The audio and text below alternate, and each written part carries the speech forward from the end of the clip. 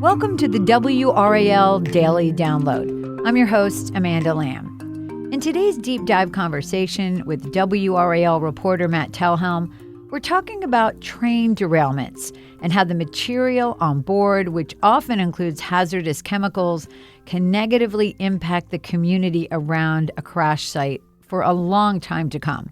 Matt, welcome to the program. Thanks. Glad to be here. So let's set the scene. Let's talk about, first of all, train tracks. I live near the main train station, so I hear lots of trains. What are we talking about in terms of miles of tracks here in North Carolina? I'm the same. I live not too far from the railroad tracks, so I hear those trains coming through all the time. And there are more than 3,000 miles of railroad tracks in North Carolina. And as of 2021, North Carolina actually ranked 20th out of all the states in terms of rail miles here. And you think about it, they really do. They go through the heart of most of our communities. A lot of towns were built along the railroads, 100 plus years ago, right through downtown Raleigh, right through downtown Garner, Cary, Fuquay, Varina. So many of these towns are surrounded by the railroads, and what they're carrying through, we don't really know. That's a tough question to answer. We don't always know, right? Mm-hmm. And I know from where I live, there are Amtrak trains, commuter trains, trains that are going to the Northeast, trains that are going to Charlotte. But there's also a lot of trains that are carrying, some kind of chemicals, and that's what we're talking about today, because those are the ones that we're really concerned about. So the recent and most high-profile example of a situation like we're talking about happened in February in East Palestine, Ohio, where a Norfolk Southern freight train carrying hazardous materials derailed, caused a really dangerous and scary situation in this community.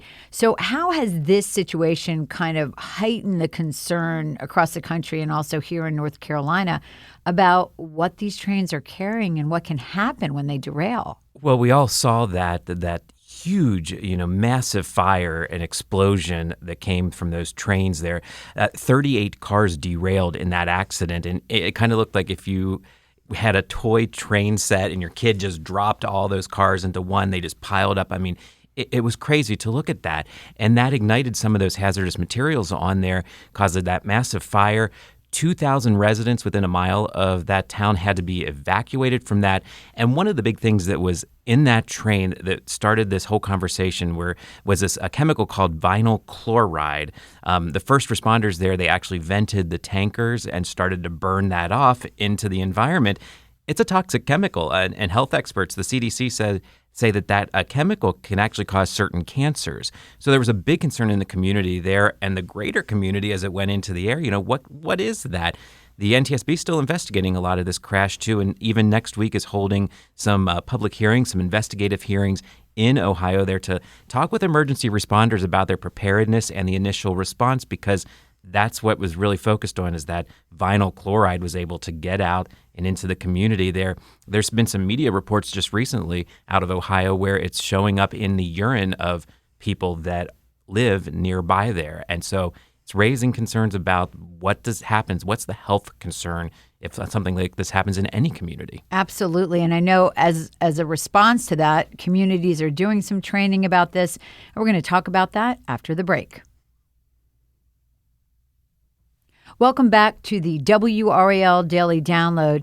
Matt, let's talk a little bit about what's happening here in our area. I know you attended a recent training in Garner where first responders, talked about what to do after a train derailment. What was it like and what did they learn? Yeah, after seeing what happened in Ohio, Garner police organized a training, and they brought in some training teams from Texas A&M. That's actually home to the National Emergency Response and Recovery Training Center.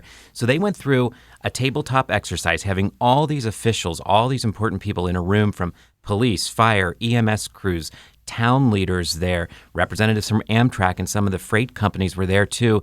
And the scenario they went through was a passenger train and a freight train collide. That freight train's carrying hazardous materials and it derails. What would happen? How would we respond? Who do we need to communicate with? And how would all of that work? So, it wasn't the kind of crazy scenarios of things blowing up, and it was all in a room.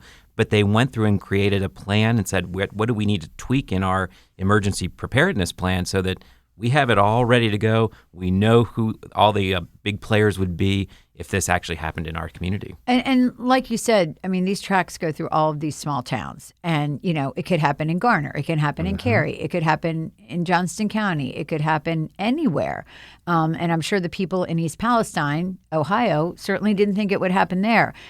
And one of the big, it sounds like, problems here is knowing what's on these trains. We just don't know. Why is it so important to know? Well, you need to know what's being carried in those tankers so you know how to respond to it as a first responder, as an emergency crew there.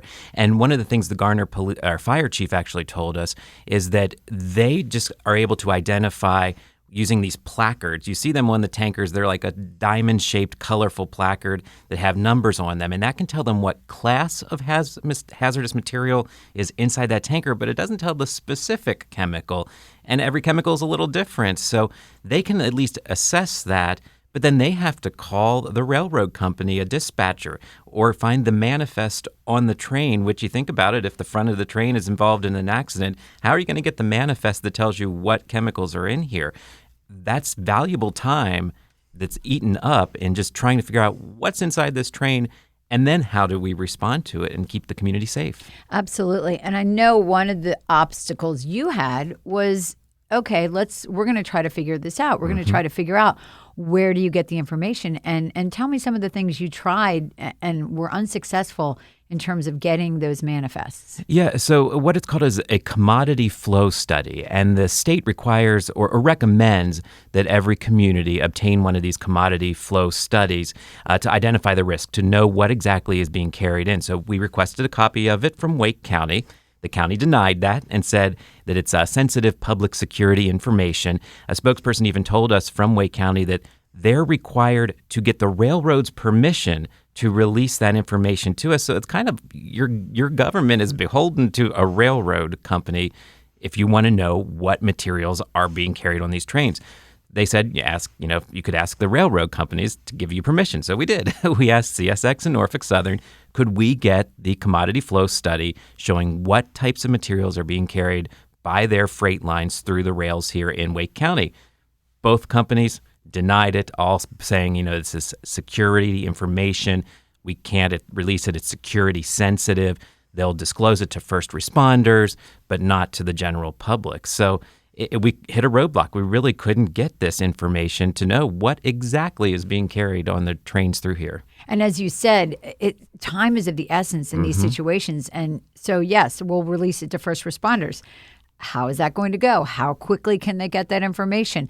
And I know there's an effort to try to improve this flow of information. It's called the Railway Safety Act. Tell me about that. Who's pushing that, and what would it do? Yeah, it's bipartisan legislation in Congress right now, and it has the support of hundreds of communities across the country. Even Fuquay-Varina Commissioner William Harris was on Capitol Hill in Washington lobbying for this because the railroad runs right through both downtown Fuquay and downtown Varina. It kind of cuts the two towns there off together. This would require new technology, especially in urban areas, that could detect defects in the train, so in the wheels, if they're overheating, things like that. It also would expand the types of hazardous materials that would prompt increased safety regulations. Vinyl chloride would be one of those that would be added to that list, so trains would have to have additional safety requirements and regulations if they're carrying that material and others.